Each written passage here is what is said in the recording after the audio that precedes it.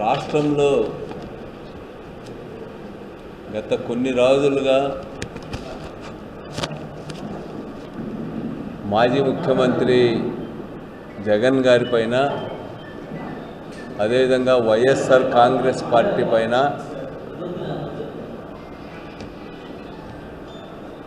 చాలా హేయమైనటువంటి రీతిలో మొత్తం క్యాబినెట్ అంతా కూడా వరుసపెట్టి విమర్శలు చేస్తూ ఉన్నారు.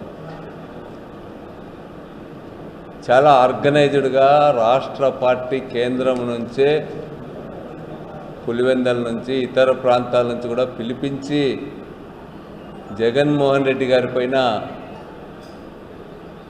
వ్యక్తిత్వ హననానికి పాల్పడుతూ ఉన్నారు. జగన్మోహన్ రెడ్డి గారు చూసి అధికార పార్టీ వణికిపోతూ ఉంది. ఉదయం లేచినప్పటి నుంచి ప్రతిరోజు ప్రతి గంట జగన్ గారిని విమర్శించకుండా ముఖ్యమంత్రితో సహా వాళ్ళ పార్టీ అంతా కూడా, క్యాబినెట్ మంత్రులు అందరూ కూడా జగన్ పైన దాడి చేయడమే పనిగా పెట్టుకున్నారు. గవర్నమెంట్లో అత్యధిక మెజారిటీతో రాష్ట్ర చరిత్రలోనే ఎప్పుడు లేని విధంగా ఎమ్మెల్యేలుగా గెలిచినటువంటి పార్టీ, కేంద్రంలో కూడా వాళ్ళకు సంబంధించినటువంటి వాళ్ళే అధికారంలో ఉన్నప్పుడు రాష్ట్రం గురించి దృష్టి పెట్టకుండా ఎన్నికలప్పుడు ప్రజలకు ఇచ్చినటువంటి హామీలను నెరవేర్చే పనిలో నిమగ్నం కాకుండా, మంత్రులంతా ఎవరి శాఖలపైన వాళ్ళు కాన్సన్ట్రేట్ చేయకుండా కేవలం జగన్ గారిని ప్రజల్లో చులకన చేసేటువంటి పనికే పరిమితమైనారు. ఎందుకంటే జగన్ అంటే వాళ్ళకంత భయం. జగన్ చేసే విమర్శలకు అన్ని రంగాలపైన ఆధారాలతో సహా జగన్ గారు చేసే విమర్శలకు సమాధానం చెప్పే సరకు లేక ఈరోజు డైవర్షన్ పాలిటిక్స్కి పాల్పడుతూ ఉన్నారు. చంద్రబాబు గారు దేశంలోనే అత్యంత సీనియర్ రాజకీయ నాయకుడిగా చెప్పుకుంటాడు. అత్యధిక కాలం ముఖ్యమంత్రిగా కూడా పనిచేసినటువంటి చంద్రబాబు నాయుడు గారు పరిపాలనలో, అదేవిధంగా విధానపరంగా తన పరిణితిని చూపడానికి బదులు ఈరోజు దిగజారి మాట్లాడుతూ ఉన్నాడు. పదే పదే పదే జగన్ గారిని, అదేవిధంగా వైఎస్ఆర్ కాంగ్రెస్ పార్టీని గొడ్డలి పార్టీ అని, సైకో అని, జగన్ గారు తన తాత హత్య నుంచి, తన తండ్రి హత్య నుంచి, తన చిన్నాన్న హత్య నుంచి లాభపడినాడని, జగన్ అంటే వావివర్సలు లేవు, తల్లి తండ్రి అనే కనికరం లేదు, మానవత్వమే లేని మనిషిగా చిత్రీకరించి ఒక ముద్ర వేసి రాష్ట్ర ప్రజల ముందు నిలబెట్టాలనుకుంటాను. ఈరోజు జగన్ గారు మామూలు మనిషిగా నాకు తెలిసినంత వరకు ఈ దేశంలోనే అత్యంత ప్రజాదరణ కలిగినటువంటి నాయకుడు జగన్ గారికి అధికారం ఉన్నా లేకపోయినా కూడా వేల మంది జగన్ గారి కోసం వస్తారు. జగన్ గారి కోసం పరుగులు తీసేటువంటి పరిస్థితి ఈరోజు కనపడుతుంది. ఒకవైపేమో నీకు 11 అసెంబ్లీ స్థానాలు కూడా లేవంటున్నారు. 11 అసెంబ్లీ స్థానాలు కూడా లేకనప్పుడు ఆ పార్టీ గురించి ప్రతిరోజు 24 గంటలు ఆ పార్టీ పైన అటాక్ చేయడానికే మీ కాలం అంతా ఎందుకు వృధా చేసుకుంటున్నారని చెప్పి నేను అడుగుతూ ఉన్నా. చంద్రబాబు నాయుడు గారికి అంత ప్రజాదరణ కలిగినటువంటి ఒక మాజీ ముఖ్యమంత్రిని అంత హేయంగా మాట్లాడటం అనేటువంటిది మీ సభ్యతకు సరైందేనా అని చెప్పి నేను అడుగుతూ ఉన్నా. సంస్కారయుతంగా మాట్లాడలేరా అని చెప్పి నేను అడుగుతూ ఉన్నా. ఇంత మెజారిటీ ఇచ్చినప్పటికీ మీరు అనతి కాలంలోనే, 2 ఏళ్ల కాలంలోనే ప్రజాదరణని రోజు రోజుకు కూడా కోల్పోతూ ఉన్నారు. మీరు ఇచ్చినటువంటి హామీలను నెరవేర్చలేకపోతూ ఉన్నారు. చంద్రబాబును అత్యంత అభిమానించేటువంటి సీనియర్స్తో నేను అప్పుడప్పుడు మాట్లాడా. వాళ్ళే అంటున్నారు మా చంద్రబాబు నాయుడు గారి పరిపాలనని చాలాసార్లు చూసాం, అయితే ఈ దఫా ఇంత దారుణమైనటువంటి పరిపాలన ఉంటుందని చెప్పి మేము ఊహించలా. ఆయన అత్యంత అభిమానించే వాళ్ళే ఈ టర్మ్ వాళ్ళ పరిపాలన చాలా అధ్వాన్నంగా ఉందని చెప్పి వాళ్ళే చెప్తా ఉన్నటువంటి పరిస్థితి ఈరోజు రాష్ట్రంలో కనిపిస్తూ ఉంది. అంటే చంద్రబాబు గారు ప్రజల్ని కేంద్రంగా చేసుకొని పరిపాలన చేయడానికి మాట్లాడడానికి బదులు ఆయన పూర్తిగా డైవర్ట్ అయిపోయినాడు. రాష్ట్ర ప్రజల్ని డైవర్ట్ చేయడానికి చూస్తున్నాడు. డైవర్షన్ పాలిటిక్స్కి ఈరోజు ఆయన పూర్తిగా పూనుకుంటా ఉన్నారు. అంత రెచ్చగొట్టాల్సిన పనే ఉంది. జగన్ గారిని సైకో అంటారు, తల్లి చెల్లికి మోసం చేశాడంటారు. కడపలో కానీ ఎక్కడ హత్య జరిగినా కూడా జగన్మోహన్ రెడ్డి గారు నైజం అదే అంటూ జగన్మోహన్ రెడ్డి గారే ఆ హత్యకు కారణం అని చెప్పి దిగజారి ఈరోజు మాట్లాడుతూ ఉన్నారు. రాష్ట్ర రాజకీయాలను మీరు ఎటువైపు తీసుకుపోతున్నారని చెప్పి నేను అడుగుతా ఉన్నా. ఇంత సీనియారిటీ ఉందని మీరు చెప్పుకునే మీరు ఈరోజు రాష్ట్రంలో హామీల గురించో ఇంకో దాని గురించో చర్చించకుండా ఎందుకు అంత క్రిమినల్ పాలిటిక్స్ని ముందుకి తీసుకుపోయేటువంటి పద్ధతుల్లో మాట్లాడుతున్నారని చెప్పి నేను అడుగుతా ఉన్నా. ఈరోజు ఇంకా మంత్రులైతే పోటీపడి మాట్లాడుతూ ఉన్నారు. రాజశేఖర రెడ్డి గారిని, జగన్ గారిని ఎంత విమర్శిస్తే అంత గొప్ప నాయకులు అన్నట్టుగా ఈరోజు మాట్లాడుతూ ఉన్నారు. వాళ్ళు ఏదో కడిగిన ముత్యాల్లాగా మాట్లాడుతూ ఉన్నారు. గురువింద గింజ సామెత గుర్తు తెస్తూ ఉన్నారు. తన కింద ఉన్నటువంటి నలుపుని చూసుకోకుండా పైనున్న అందాన్ని చూసి మురిచిపోయే గురువింద గింజ గుర్తుకొస్తూ ఉంది ఈ మంత్రుల యొక్క మాటలు ఇవన్నీ చూసి. అచ్చెన్నాయుడు గారు, మన జిల్లాకు సంబంధించిన పయ్యావుల కేశవ్ గారు, వీరు మాట్లాడుతున్నటువంటి మాటలు చూస్తే ఎంత అహంకారం తలకెక్కింది వీళ్ళకని చెప్పి అర్థమవుతుంది మనకు. ఈరోజు జగన్ గారి కుటుంబాన్ని వాళ్ళ తాతతో మొదలుకొని వాళ్ళ కుటుంబాన్నంతా కూడా కుసంస్కారులుగా లేకపోతే హంతక రాజకీయాలు చేసిన వాళ్ళుగా చెప్పే మీరు మీ చరిత్ర ఏమిటని అడుగుతా ఉన్నా నేను. ఉదాహరణకు మన జిల్లాకు సంబంధించిన కేశవ్ గారు, మీ చరిత్ర ఏమి? మీ తాత ఏమి? మీ నాయనేమి? మీ అన్న ఏమి? నీవేమి? మీ రాజకీయాలు ఏమని చెప్పి నేను అడుగుతా ఉన్నా. ఏదో ఆయన ప్రజాస్వామ్యం గురించి మాట్లాడతాడు, ఏదో స్వాతంత్ర సమరయోధుల ఫ్యామిలీ నుంచి వచ్చినటువంటి వాళ్ళలాగా మాట్లాడతాడు. నేను ఎందుకంటే కమ్యూనిస్ట్ పార్టీల నుంచి వచ్చిన వాడిని కాబట్టి నాకు ముందు నుంచి తెలుసు వాళ్ళ గురించి.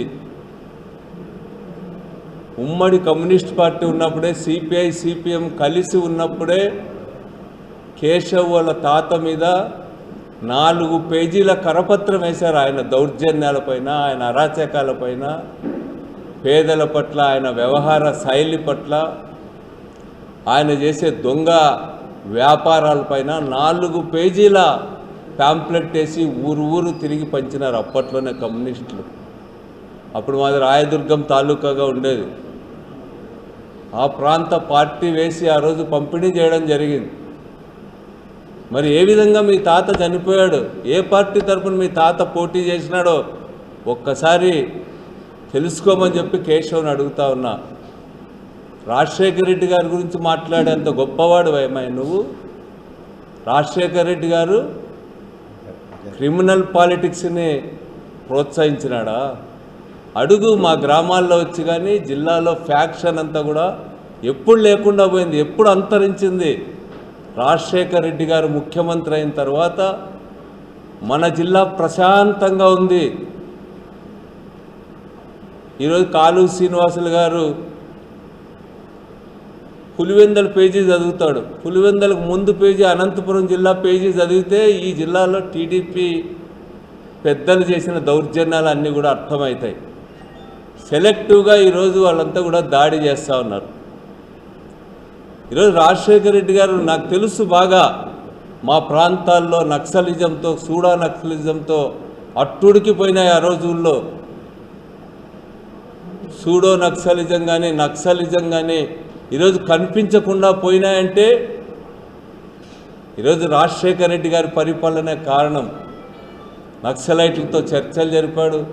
నక్సల్ సమస్య కేవలం శాంతి భద్రతల సమస్య కాకుండా అదొక ఆర్థిక, సామాజిక, రాజకీయ సమస్యగా దాన్ని టేకప్ చేసి దాన్ని పరిష్కరించడానికి రాజశేఖర రెడ్డి గారు ప్రయత్నించిన ఫలితంగానే ఈరోజు ఇంత ప్రశాంతంగా ఈ ప్రాంతాలన్నీ ఉన్నాయి. ఫ్యాక్షనిజం అనేది కేశవ్ని అడుగుతా ఉన్నా, పల్లెలకు వచ్చి విచారించుకో ప్రజలు ఏమంటారో. ఈరోజు ప్రశాంతంగా ఉన్నామంటే ఆ మహానుభావుడే కారణమని రాజశేఖర రెడ్డి గారి వైపు చూపిస్తూ ఉన్నారు. తన పరిపాలనంతా కూడా రాజకీయ స్పర్ధలన్నీ కూడా సరిదిద్ది ఒక ప్రశాంత వాతావరణం తీసుకురావడానికి, ఫ్యాక్షన్ని రూపుమాపడానికి చిత్తశుద్ధితో ఆ రోజు రాజశేఖర రెడ్డి గారు ముఖ్యమంత్రిగా ఉన్నప్పుడు ప్రయత్నాలు జరిగినాయి. ఈరోజు రాజశేఖర రెడ్డి గారు అకాలంగా మరణిస్తే ప్రమాదవశాత్తు రాష్ట్రమంతా కూడా 3 రోజులు 4 రోజుల పాటు విలపించింది. రాజశేఖర రెడ్డి గారి ఫోటో లేని ఇల్లు లేదు. ఈరోజు పేద ప్రజలు దేవుళ్లాగా చూసుకునే రాజశేఖర రెడ్డిని హీనమైన పదజాలంతో మాట్లాడతారా మీరు? రాజశేఖర రెడ్డి గారి పేరు నోరెత్తేటువంటి అర్హత మీకుందా? కేశవ్ కానీ ఇంకోడు కానీ అని చెప్పి నేను అడుగుతా ఉన్నా. అత్యంత ప్రజాకర్షణ కలిగిన, ప్రజాభిమానం ఉన్నటువంటి నాయకుడు రాజశేఖర రెడ్డి గారు. ఈరోజు జగన్మోహన్ రెడ్డి గారి గురించి మాట్లాడుతున్నారు. రోజు ఒకడు ప్రెస్ మీట్ వచ్చి పెడతా ఉన్నాడు ఆడ కేంద్ర తెలుగుదేశం పార్టీ కార్యాలయంలో. జగన్ గారి గురించి మాట్లాడుతూ ఉన్నారు. నేను జగన్ గారితో చాలా రోజులు ప్రయాణం చేశాను ఎమ్మెల్యేగా ఉన్నప్పుడు, కొత్తగా పార్టీ పెట్టినప్పటి నుంచి ఉన్నా. జగన్ గారి మనస్తత్వం నాకు బాగా తెలుసు. అత్యంత మానవతావాది జగన్ గారు అనేటువంటిది. అందుకనే అది కేవలం నేనేదో చెప్తున్నాను కాదు, నేను పక్క నుండి చూసా అనేక ఘటనలు. నిజంగంటే పేద ప్రజల పట్ల, అణగారిన వర్గాల పట్ల, రైతుల పట్ల, వికలాంగుల పట్ల జగన్ గారు చూపేటువంటి ప్రేమ అసాధారణమైంది. మహిళల పట్ల ఆయన చూపేటువంటి ప్రేమను చూసా. అవన్నీ కూడా ఊరికే చూడటం కాదు. నేను అనేవాడిని అప్పట్లోనే, కొంతమంది వాదిస్తే రేపు జగన్ ముఖ్యమంత్రి అయిన తర్వాత ఆయన పరిపాలనని చూడండి అనేవాళ్ళం. జగన్ గారి పరిపాలనలో విద్యారంగంలో, వైద్య రంగంలో, అదేవిధంగా సామాజిక సమతుల్యత సాధించే విషయంలో ఈరోజు ఏటికి ఎదురీదినట్టుగా జగన్ గారు ప్రజానుకూలమైనటువంటి రైతులో సంస్కరణలు తెచ్చినారు. ఈరోజు లక్షలాది మంది విద్యార్థులు ఈరోజు డాక్టర్లు, ఇంజనీర్లు, ఇంకా పై చదువులు పేద వర్గాల నుంచి చదువుతున్నారు. అమెరికా లాంటి దేశాలకో, ఇంకో దేశాలకో, యూరోపియన్ కంట్రీస్ పోయి ఇంగ్లీష్లో అనర్గళంగా మాట్లాడగలుగుతున్నారు. అంటే దీనికి కారణం రాజశేఖర రెడ్డి గారు, అదేవిధంగా జగన్మోహన్ రెడ్డి గారు ఎడ్యుకేషన్ పట్ల, పేద విద్యార్థులకు చదువు అందించడం పట్ల, వారి బాగోగుల పట్ల చూపినటువంటి ప్రేమ ఈరోజు కారణం అనేటువంటిది. అధికారంలోకి వచ్చిన తర్వాత ఈరోజు మెడికల్ కాలేజీలు ఫ్రీగా మెడిసిన్ బోధించడానికి, పేద విద్యార్థులకు అందుబాటులోకి తేవడానికి జగన్మోహన్ రెడ్డి గారు చేసిన కృషి మనందరికీ తెలుసు. ఈరోజు మహిళా సంఘాల గురించి 25,000 కోట్ల రూపాయలు నువ్వు ఇచ్చిన హామీలు ఎగ్గొట్టిపోతే, మొత్తం రాష్ట్రంలో ఉన్న మహిళా సంఘాలన్నీ కూడా కుప్పగూలిపోతే, సంవత్సరానికి 6,000 కోట్ల రూపాయలు చొప్పున 25,000 కోట్ల రూపాయలు చంద్రబాబు గారి మోసాన్ని సవరించడానికి, ఆడపిల్లలు న్యాయం చేయడానికి జగన్మోహన్ రెడ్డి గారు ప్రయత్నం చేసినాడంటేనే ఆయన మానవతా దృక్పథం కనిపిస్తుంది.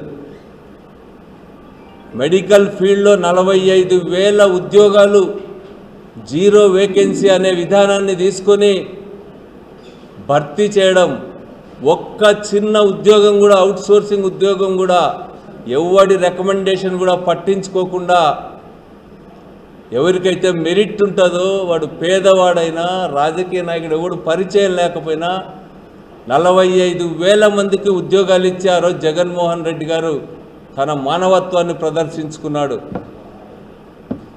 ఆ రోజుల్లో వైద్య ఖర్చులు భరించలేక, పెళ్ళిళ్ళు భరించలేక అనేక రైతు కుటుంబాలు రాయలసీమ లాంటి ప్రాంతాల్లో, అనంతపురం జిల్లా లాంటి ప్రాంతాల్లో ఆత్మహత్యలు చేసుకుంటే ఆ రోజు ఉచిత వివాహాలు కానీ, ఉచిత విద్య కానీ, ఉచిత వైద్యం కానీ ఇట్లాంటి గొప్ప సంస్కరణలు తెచ్చింది రాజశేఖర రెడ్డి గారు కాదా అని చెప్పి నేను అడుగుతా ఉన్నా. వాటిని మరిపించే రీతిలో ముందు తీసుకుపోయింది జగన్మోహన్ రెడ్డి గారు కాదా అని అంటున్నా. అట్లాంటి జగన్ గారు, రాజశేఖర రెడ్డి గారు క్రిమినల్స్ అంట, రాక్షసులంట అని మాట్లాడతారా మీరు? కేశవ్, నేను నిన్ను ఒక్కటే అడుగుతా ఉన్నా, అసలు ఉరవకొండ ప్రాంతంలో, ప్రశాంతంగా ఉన్న ప్రాంతంలో హత్యా రాజకీయాలు ఎప్పుడు స్టార్ట్ అయినాయి? భయం నీడలో ప్రజలు బతికేటువంటి పరిస్థితి నీవు మొదటిసారి ఎమ్మెల్యే అయిన తర్వాత వచ్చింది. మేము ఆ రోజు కమ్యూనిస్ట్ పార్టీలుగా వాళ్ళకు వ్యతిరేకంగా పెద్ద ఉద్యమం చేశాం. నేను అప్పుడు విద్యార్థి నాయకునిగా ఉన్నా. ఈరోజు కేశవ్ వాళ్ళ నాన్న అంతా కూడా దొంగసారా వ్యాపారం చేశాడు. ప్రభుత్వ ఈత చెట్లను కొల్లగొట్టి కళ్ళు వ్యాపారం చేశాడు. మా గ్రామాల్లో స్కూలు పోతా ఉంటే వాళ్ళ కళ్ళు లారీలే కనపడేటివి. ఈరోజు ఆ ప్రాంతంలో ఆయన ఒక్కరోజు రాత్రి అదే కమ్మ సామాజిక వర్గానికి సంబంధించిన రైతువి 700 చీని చెట్లు ఒకే రోజు నైట్ కొట్టించింది మీ నాన్న కాదా అని చెప్పి అడుగుతా ఉన్నా. ఆ రైతుది మీ ఊరు కాదా? ఆత్మగౌరవంతో ఉన్నందుకు ఆ పెద్ద ఆయన చెట్లు నరికిచ్చింది వాస్తవం కదా అని అడుగుతున్నా. ఆ ఊళ్ళో సాధారణ రైతులు బోర్లు వేసుకుంటే బోర్లను రాత్రికి రాత్రి రాళ్లతో పూడ్చివేయించింది మీ నాన్న కదా అని అడుగుతా ఉన్నా. పేద ప్రజల ఇండ్లు పడగొట్టి ఈరోజు దుర్మార్గపు పాలన ఆ ఊళ్ళో చేయలేదా? స్వాతంత్రం వచ్చిన 40 ఏళ్లలో మీ గ్రామస్తులు ఓటేశారా అని నేను అడుగుతా ఉన్నా. మీ పంచాయతీ కింద ఉన్నటువంటి వాళ్ళు ఓటేశారా అని అడుగుతున్నారు. మీరే జడ్జి, మీరే రాజు, మీరే పరిపాలన అంతా అన్నట్టుగా దుర్మార్గంగా పరిపాలన చేయలేదా?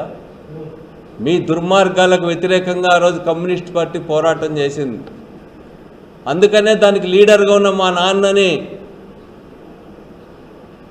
అప్పుడు చురుగ్గా ఉన్నటువంటి మా తమ్ముడు, మా ఊళ్ళో ఉన్నటువంటి మా తమ్ముడిని ఇద్దరిని పట్ట పగలే హత్య చేయించిన దాని కుట్రంతా మీరు కదా చేసిందని నేను అడుగుతా ఉన్నా. ఆ హత్యలో పాల్గొన్న అందరినీ కూడా కోర్టు కేసులు ఎవరు భరించినారు? అంతా మీరు కదా ఎంట ఉండి నడిపిందంతా కూడా. అది కూడా ఏమి కమ్యూనిస్ట్ పార్టీ ఆ ఊళ్ళో జరిగిన పోరాటానికి మామూలు వాళ్ళు కాదు. చండ్ర రాజేశ్వరరావు గారు అఖిల భారత సిపిఐ కార్యదర్శిగా 25 సంవత్సరాలు నిరాఘాటంగా కొనసాగిన చండ్ర రాజేశ్వరరావు గారు స్వయంగా కౌకుంట్లకు వచ్చాడు.